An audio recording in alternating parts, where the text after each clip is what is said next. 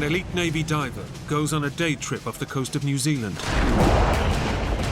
But a lethal undercurrent drags him out into the ocean. I'm tumbling around, not knowing what's up or what's down.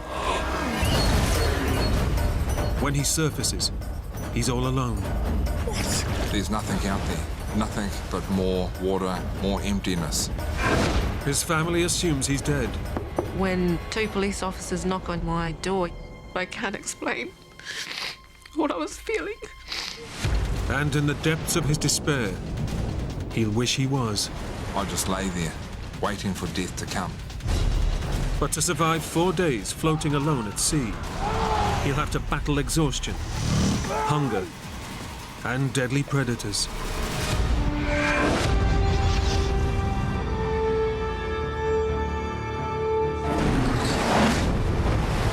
Come on, I'm down here! No, come back! Come back!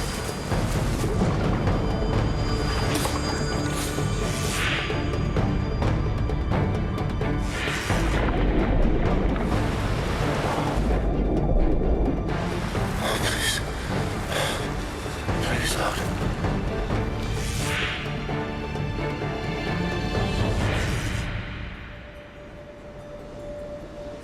It's February, late summer on New Zealand's North Island.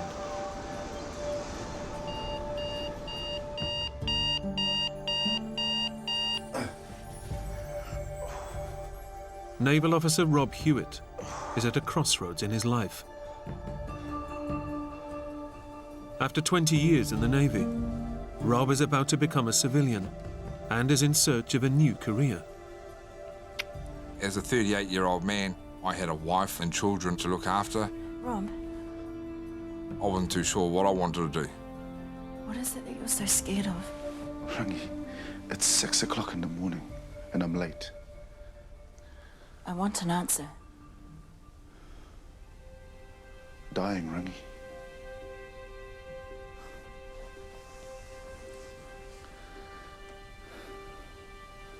Losing you. The kids. That's what I'm scared of.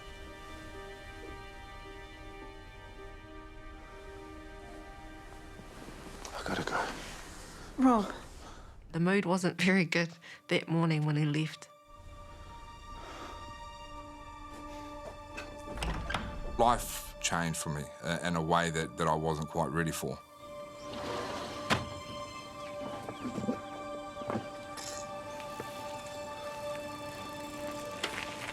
After 20 years in the Navy, you get 9 weeks leave, and you can go and decide what it is you want to try and achieve. Seeking a new direction in life, Rob hopes to use his Navy experience and become a professional diving instructor. Sorry, mate. I guess one of the things that I've been trained in was never be late, and what I didn't want to show for my first dive with the group of guys that I was with was that I didn't want to be late. After 20 years in the Navy, yeah, I was never late for anything. Let's go.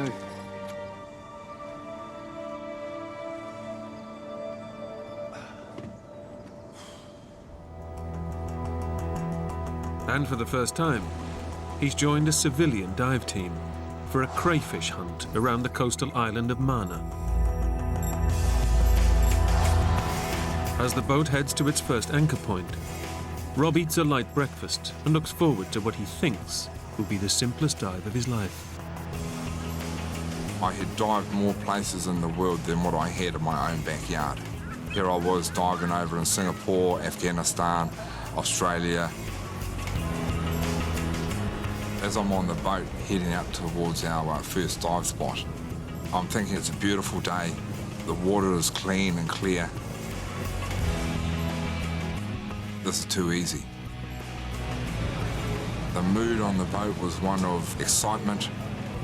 There was some jovial laughing and jokes going on. Then the challenges start popping up. You know, how long can you stay under the water for? How big a crayfish can you get? Thought I'd better get in the water and show them how it's done.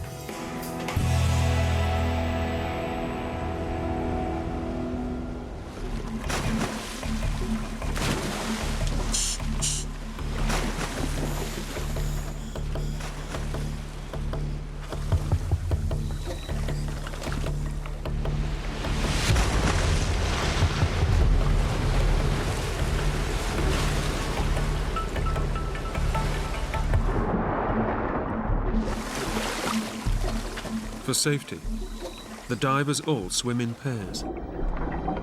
As Rob heads under the water with his diving buddy, he feels the familiar thrill of excitement. I remember when growing up as a child, I used to watch that program Aquaman, Man from Atlantis, and used to dream that was me.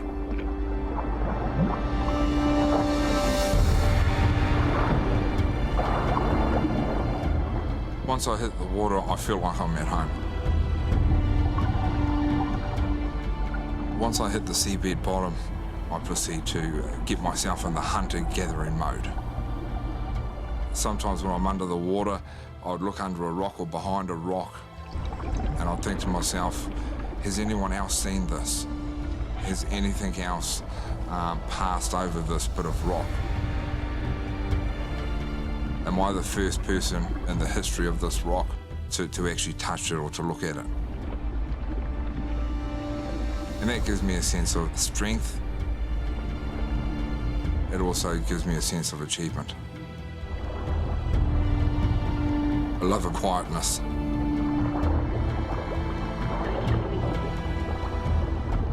The only thing that I can hear is my heartbeat.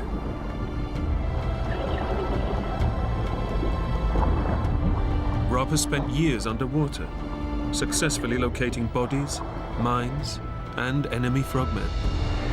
But finding crayfish proves surprisingly difficult.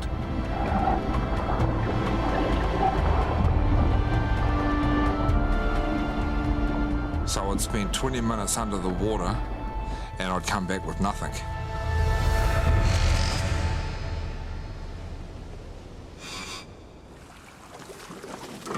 Last dive of the day, mate. See if you can catch a crab this time. Yeah. And then this guy showed me his crayfish and he just shoved it in my face and said, look at this. And I'm just like any other bloke. It's a bit of a challenge. And I'm thinking, right, you know, the next dive I was going to find the biggest crayfish that I can. But this time, as Rob and his dive buddy descend, there's a problem. Unable to clear the air from his ears, it's too painful for Rob's body to dive.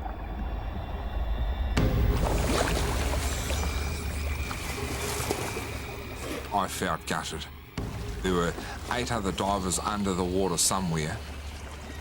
Given his 20 years' experience as a Navy diver, Rob decides there's only one option: to dive alone. This is it. I'm going to come back with a sack full of crayfish and just show these guys that I'm the king diver. Rob's injured pride has clouded his professional judgment. Scuba diving is one of the most dangerous pursuits in the world. If he gets into trouble this far underwater, without a buddy, then there'll be no one to raise the alarm. As I'm swimming through the kelp and I push it aside, I see some sea urchins or kinner, and my wife and I love this stuff.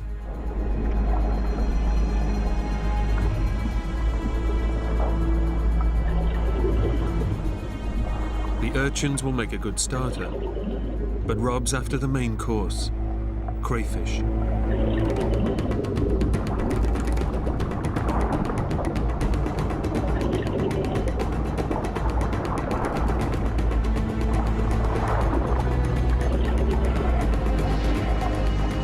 My instincts was to shoot off. Didn't care about the depth, I just shot straight after it. I start making my way through the kelp and the seaweed, looking around every nook and cranny.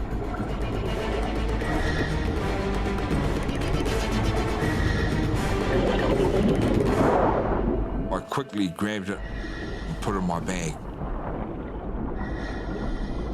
Rob's pride is restored, but in his haste to catch the crayfish, he hasn't noticed a critical change in the water around him. I felt something different. A lot of cold water just ran over me. I turned and looked at the water and it was swirling all over the place.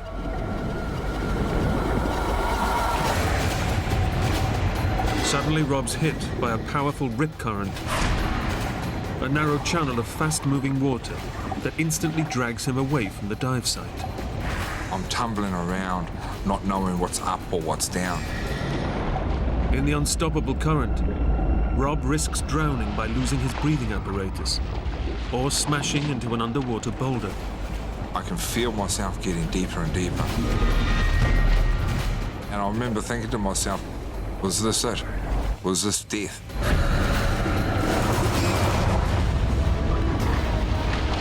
As I'm tumbling around, getting disorientated, it could have been a matter of seconds, or it could have been 2 or 3 minutes. Time had no value. The current is sucking Rob deeper and deeper. If he hits a rock, he'll be knocked unconscious and drown.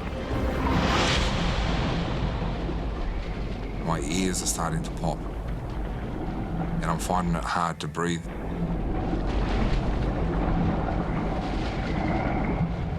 I grab the rock and I just push up. I kick as hard as I can, as fast as I can to get out of the rip. And the light was coming towards me.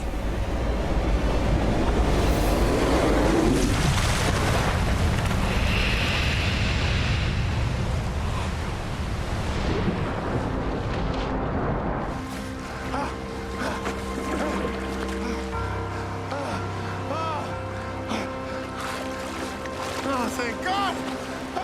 I was saved. My train of thought was that I'd only be around about 45, 50 metres on the stern of the boat. But then I turned around and I couldn't see where the boat was. I did a 360-degree turn, and then I couldn't believe how far I was away from the dive boat. In a matter of minutes, the current has pushed Rob nearly a kilometre from the boat. A proud Maori man with years of training behind him, he decides to swim back to the boat.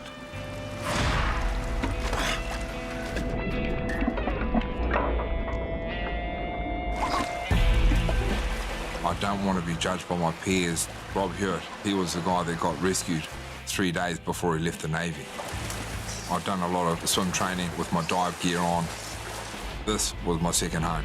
I would kick as long as I needed to kick, and I would get to where I needed to get to. But despite paddling hard, the boat doesn't seem to get any nearer.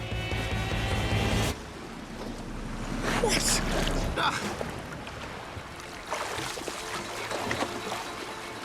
As I'm on the surface swimming towards the boat, every now and again I try and identify where the boat is. I can feel the current pushing me. I'm not making any headway.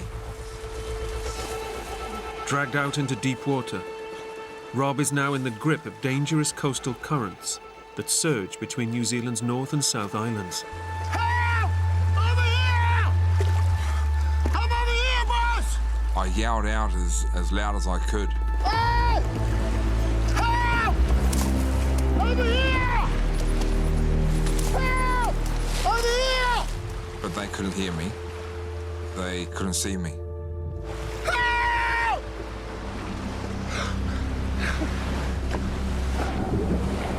Rob's diving gear keeps him afloat, but it's impossible to swim to shore. The current continues to push him further out to sea.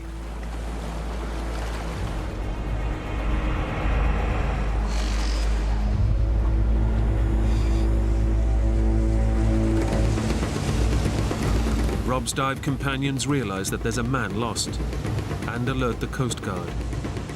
It seems like there's 2 to 3, 5 boats all looking. They're all looking in the wrong place.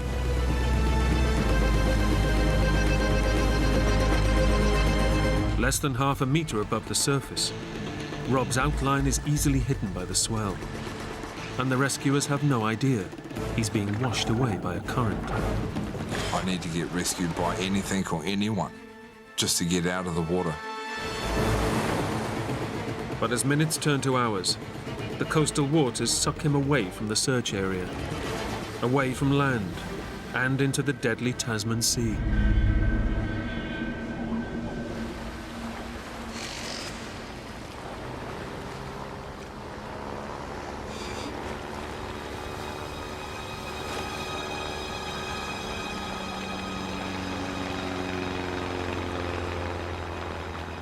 I see this plane coming towards me. Oh, yes, yes. My heart picks up. Down here! I think to myself that I can see the plane can see me. I'm going to be rescued. Down here!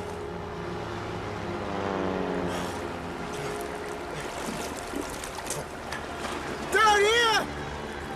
Come on, I'm down here! But the plane just keeps on going past me. I couldn't understand why they couldn't see me. Now come back! From the air, Rob is just a speck in an unrelenting slab of grey. Please, come back! As the plane flies away from me and it gets smaller and smaller, my heart drops. The rescue is dwindling. I find myself 5 miles from Mana Island, and I know that I'm still getting pushed out. As the sun begins to set, Rob faces a daunting reality. The rescue planes won't be able to find him in the dark, but the sharks that live in these waters will.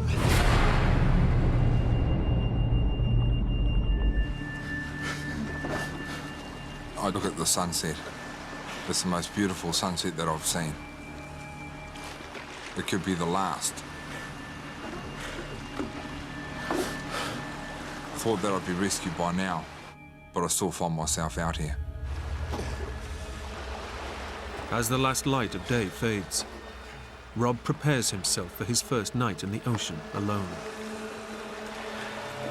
He knows he will have to draw on all his diving experience if he is to make it till morning. This will be the sternest test he's ever faced. I don't know if I'm man enough to push through the night and survive. I don't know how to do that.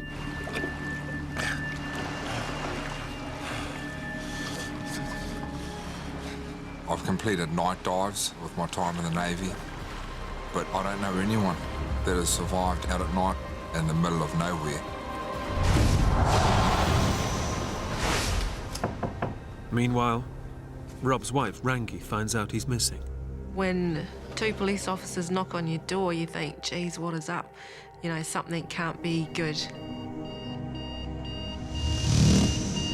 From our conversation earlier that morning, What is it that you're so scared of? I had a feeling that he shouldn't have left.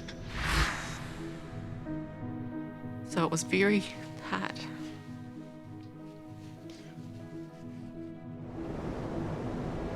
Alone in the sea, Rob faces the greatest challenge of his life. Make it through the night alive and pray for rescue in the morning.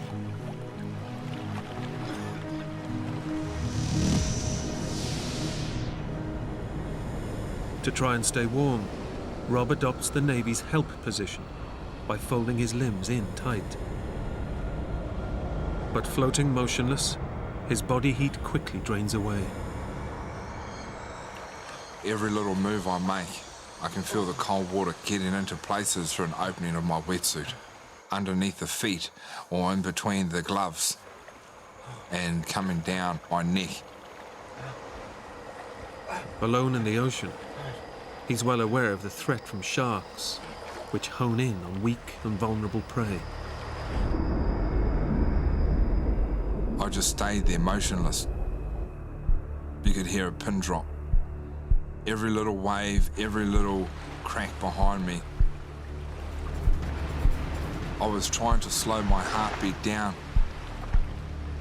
because I didn't want it to make noise or vibration in the water because it might alert the shark. Please, Lord.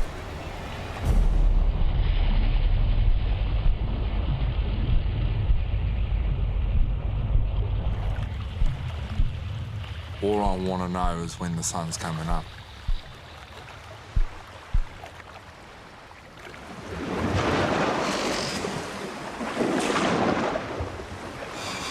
Thank God. Thank you. Miraculously, after 18 hours alone, Rob is still alive, and his hopes of rescue soar. When I saw the sun, I thought to myself, right, this is it. You're going to get out of this one. Please, help me. But as the sun got to about 10 o'clock, I'd seen no rescue effort.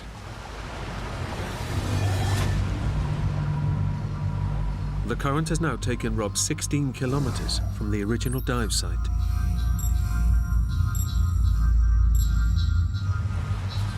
I felt abandoned. It's been 20 hours since Rob was first swept out to sea.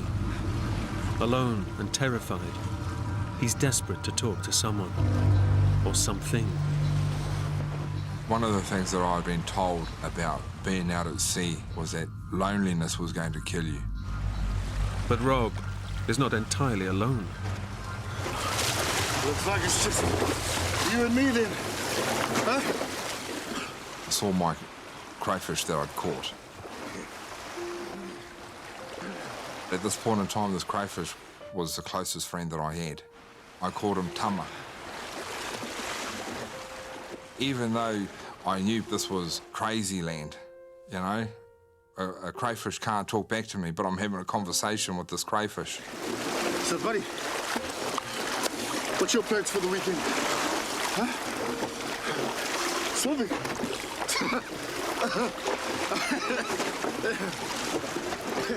Swimming.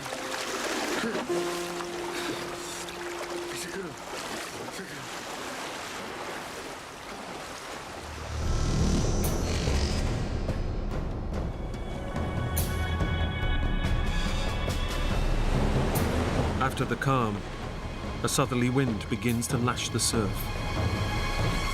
The wind got stronger.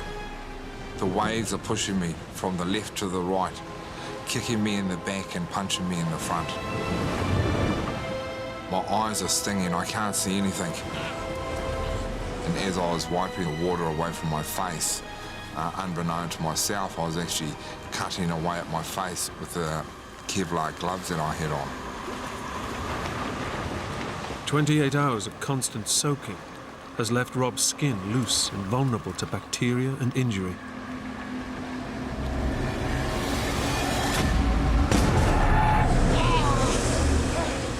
I looked at my hand and it was translucent. The fingernails had started to come off.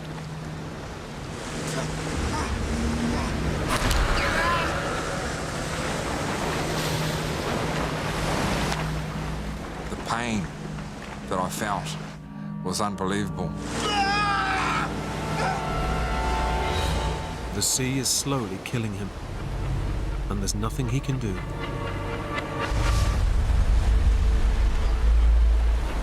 I started to vomit yellowy bile, the last ingredients in my stomach.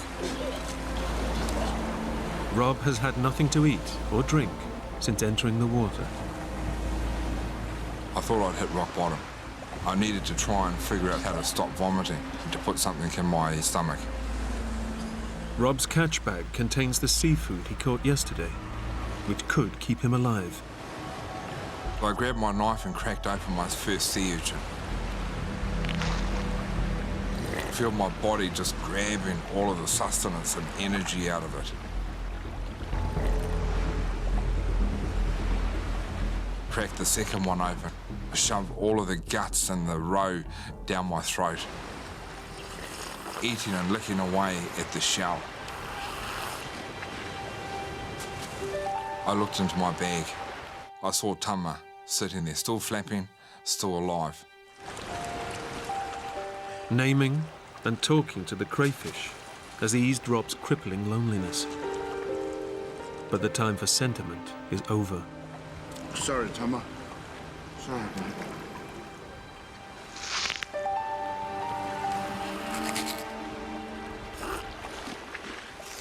Tasted as if it was the first meal I'd ever had.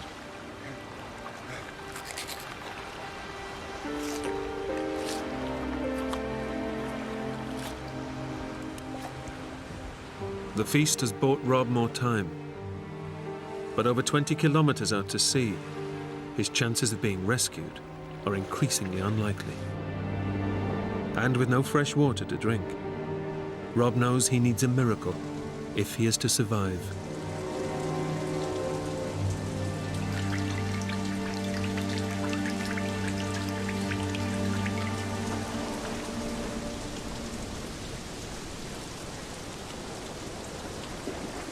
And just before the sun went down, it started to rain.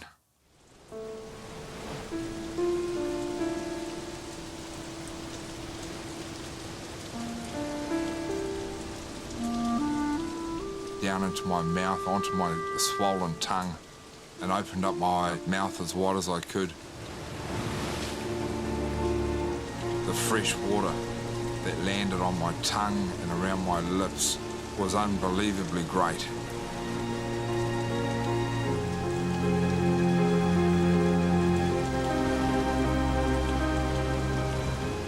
I tried to grab and suck as much fresh water as I could.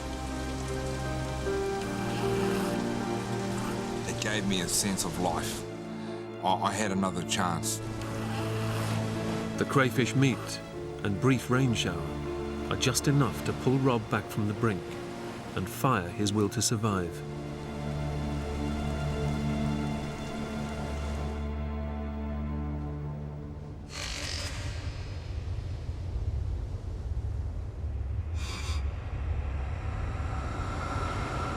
Back on land, Rob's wife Rangi feels drawn to the ocean that has swallowed him up. I walked out into the sea to be closer to Rob, basically, and I just wanted to put myself out there with him somehow, because I knew he was there somewhere, alive.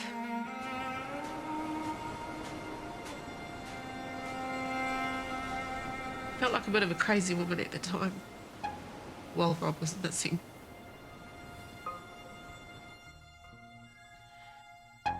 But the water was really warm and it felt really nice and calm.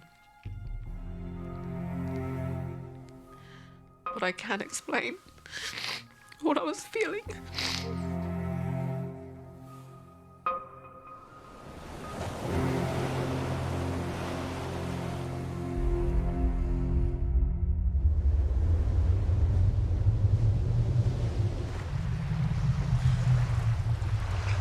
For Rob, a second night alone in the sea now beckons. I see a light. It could be on the mainland. I'm unsure, but I still see a light. Rob has drifted so far north that he's within sight of another offshore island. Help! Kapiti. Help! It gives me a beacon of hope. It gives me a direction. Come on, Rob. This is my chance. My chance to save my life. It's the first time the inescapable coastal currents have pushed him close to land, and he's determined to swim for it. If I died out in the ocean, I wouldn't have watched my son play football or rugby. I wouldn't go to my daughter's birthday or even give her away at her wedding. As I got closer to the island, it seemed like a mile and a half away. I was close, I could nearly touch it, I could nearly smell it. But just when it seems Rob will make it back to land, his strength begins to fail. Each crawl I go forward, I can feel my bones, I can feel my body creaking. The cramp is starting to set in. The tide, once again, turns against him. Rob's tough naval training and stubborn will to survive are no longer enough. The wind and the waves were pushing me further and further out. The body just gave up, and I blanked out.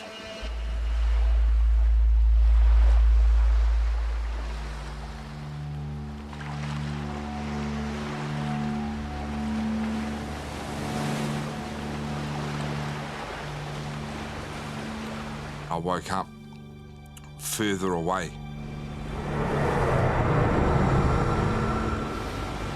I realised then that my chance was over.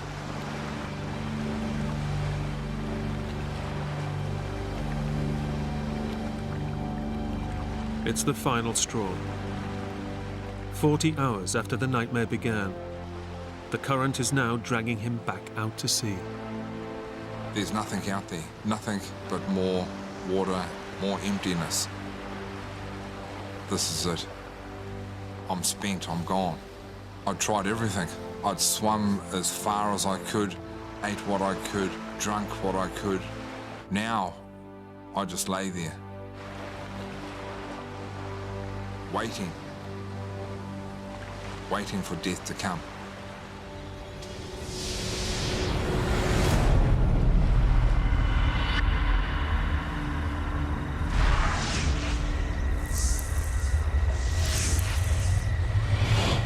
I remember walking onto the beach.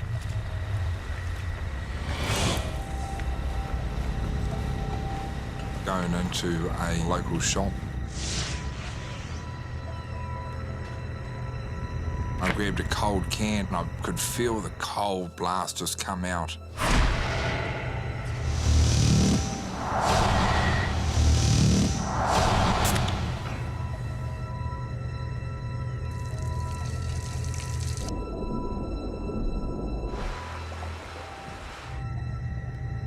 Then next thing I knew, here I was back in the water.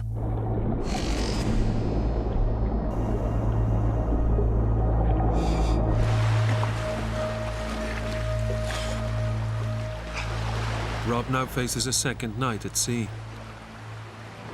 Throughout the night, I was thinking how I'd live my life. What ifs? What if I hadn't gone for an extra crayfish? What if I hadn't dived on my own? I was also thinking about my children and about my wife, about how I could ask for their forgiveness.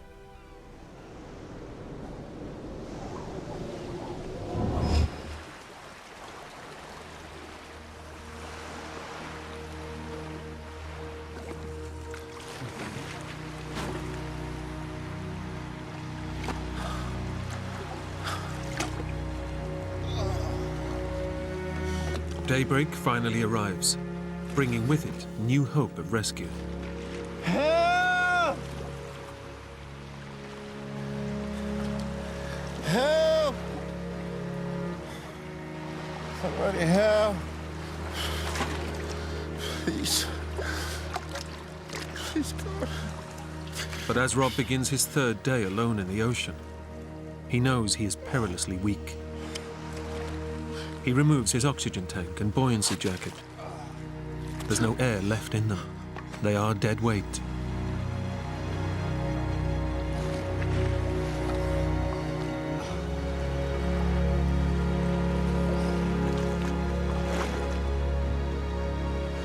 His thick wetsuit still keeps him afloat, and with clear skies above, he feels a glimmer of hope returning.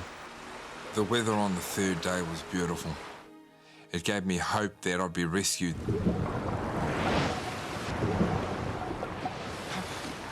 But Rob has been lulled into a false sense of security. I see a shape, something quick just coming past.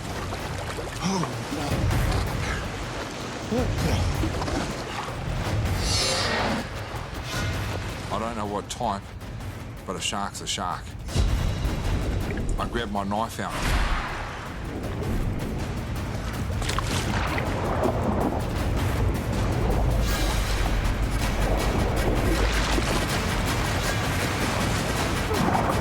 As I'm thrashing around in the water, I feel helpless. is it going to end like this? A shark finally coming up to have a feed.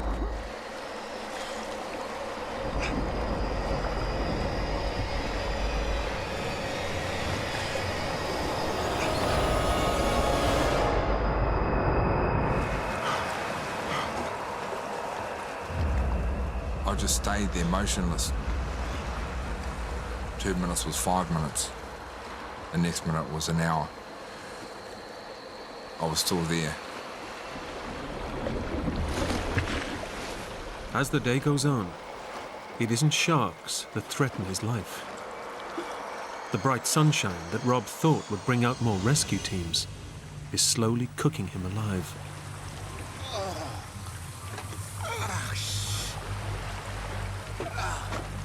The sun was beating down throughout the whole day.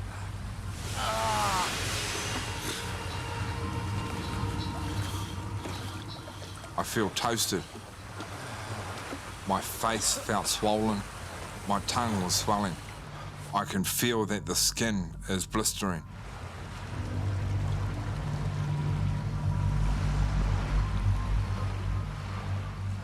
All of the cuts and the scars along my face were starting to bake. And the water, the salt water, was getting into the cuts.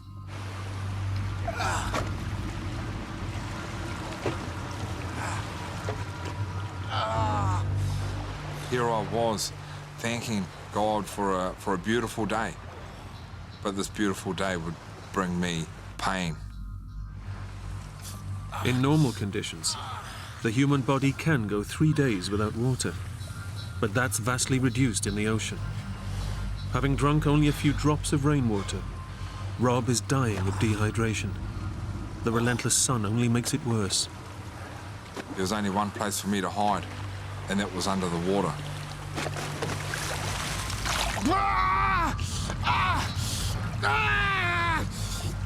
But every roll below the surface washes salt water into open sores.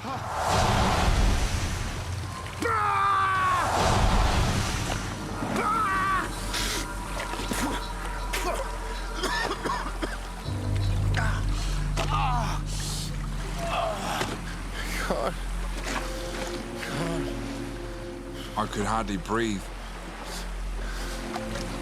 Please, God. He's seen no sign of rescue for 3 days. And if the sharks don't kill him, lack of water certainly will. He can either wait for a slow and agonizing death, or take things into his own hands. I feel like I just had a gutful of the torture. I just felt like it was my time just to say goodbye to everyone and everything. Dear God. Look after my family.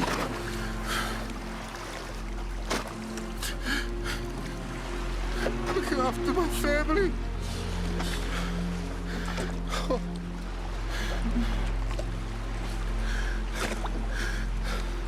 Rangi.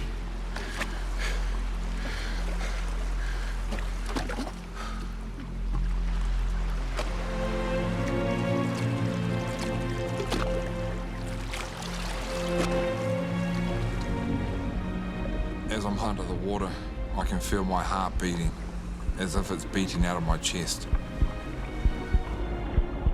I can just feel the thump, thump, thump in my head. Oxygen is wanting to get there, but I'm not allowing it to. I just wanted to kill myself.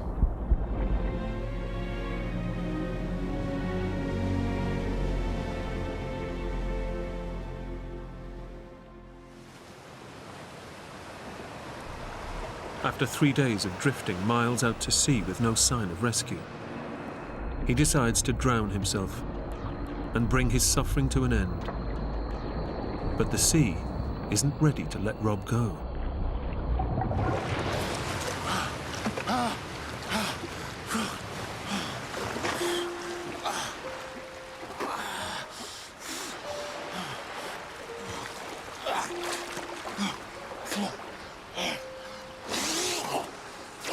When I came to, I felt gutted.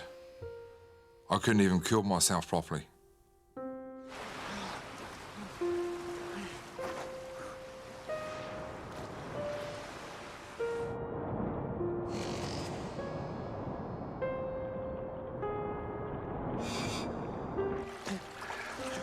Rob now knows he's facing certain death alone, and takes what comfort he can from thoughts of his loved ones. I tried to call out names of people that I loved, just to give me some sort of connection. Casey. I love you, son.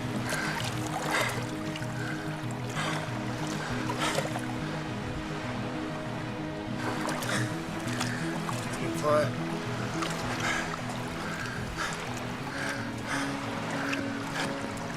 Rangi.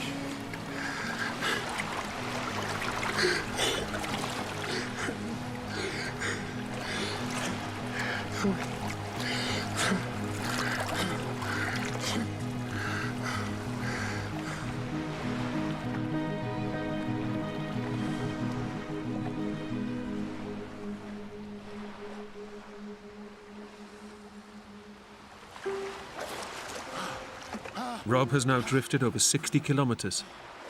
Ironically, the ocean current that pushed him north switches and drives him back towards the dive site.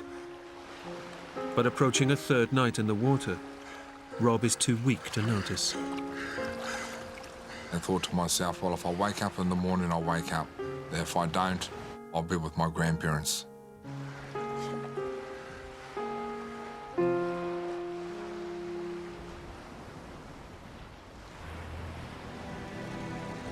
On the mainland, rescuers think Rob must be dead. But his wife, Rangi, refuses to believe he's gone and calls to her Maori ancestors with an offering. Tangaroa hoki mai toku whaia ko. Tangaroa hoki mai toku whaia ko. Tangaroa hoki mai toku whaia ko. Tangaroa hoki mai toku whaia ko. Tangaroa hoki mai toku whaia ko. Tangaroa hoki mai toku whaia ko. Tangaroa hoki mai toku whaia ko.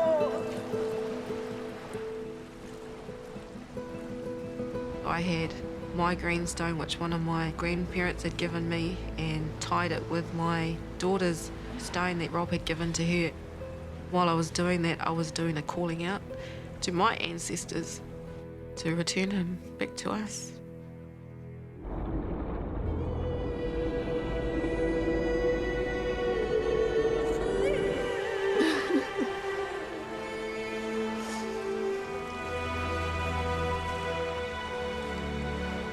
I've given you this tonga of ours. Now give my tonga back to me.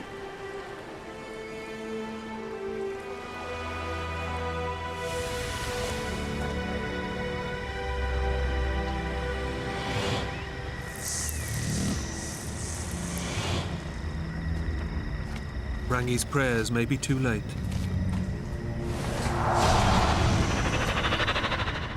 After 4 days, with barely any fresh water, Rob's behaviour becomes wildly irrational.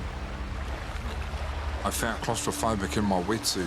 I'd started to strip it off, and I chucked my dive hood as if I'm in the garage, just tossing it on the table.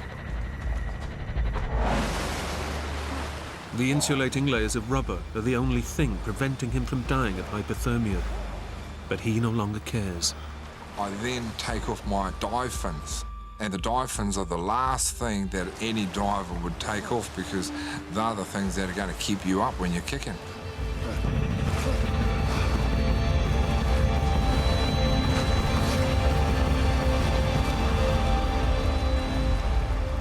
Nearly 75 hours since he first dived for crayfish, Rob is unaware that the ocean current has deposited him back where he started, near Manor Island. And he's ditched all the gear that has kept him afloat and alive.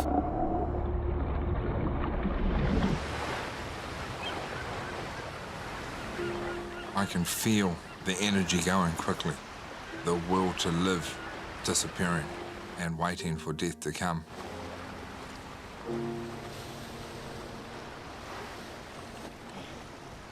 All I can see is a white fluffy cloud just sitting there. I've said for my children, my family, no one would have known that I at least tried to stay alive for 3 days. Tried to stay alive for them. But all I'm worried about and concentrating on is that cloud.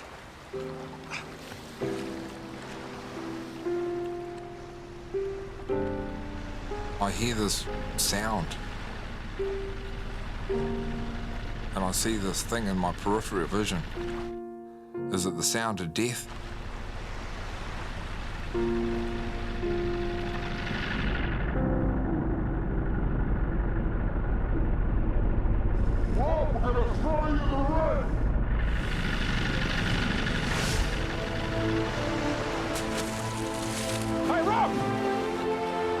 The Maori gods have answered Rangi's prayers. He's got it. 75 hours after he was last seen, rescuers spot a dive hood floating near the original dive site. And close by, they finally find Rob Hewitt. I thought that this was all hallucination. And I remember seeing a friend of mine Good job, mate. and just said, just keep your eyes on me. I just want to look at you.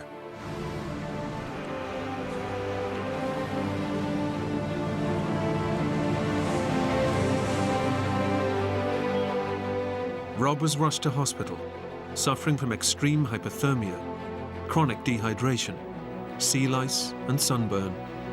He'd lost nearly 10 kilos in weight. 14 months later, my wife and I had a daughter called Ohomairangi, which means the awakening. Rob finally retired from the Navy. He now works as a diving instructor in the very waters that so nearly took his life. I'm happy and I'm alive, and that's what really counts.